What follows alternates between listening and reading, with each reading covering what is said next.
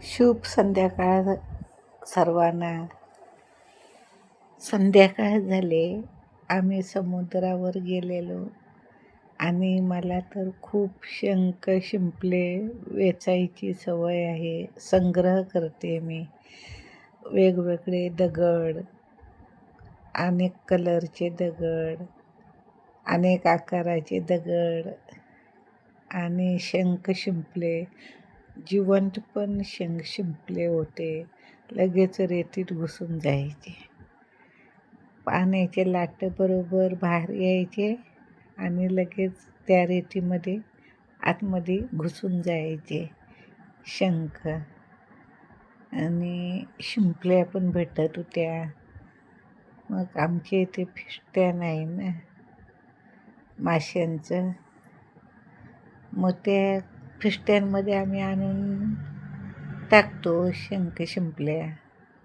पण एवढ्या आम्ही गोळा केलेल्या शंख शिंपल्या आणि ते शेवटी निघते वेळी चहा वगैरे घेत बसलो, नाश्ता करत बसलो आणि तिथून थोडं बाजूला गेल्याबरोबर ते शंख शिंपल्याची बकेटच कुणीतरी उचलून नेली, सापडलीच नाही. एवढं गोळा केलेले शंख शिंपल्या, वेगवेगळ्या आकाराचे दगड, वेगवेगळ्या कलराचे दगड सगळे नेले कुणी. जाऊ दे, आता काय करणार.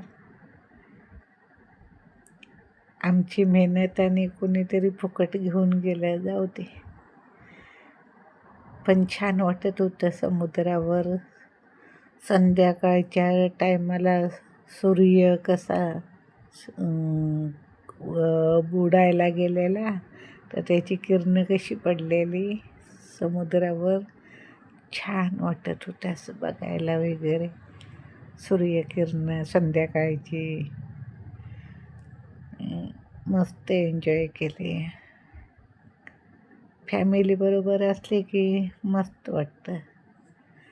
पण आमचे साहेब नव्हते ना बरोबर, मग थोडं मागे लक्ष राहिलेला.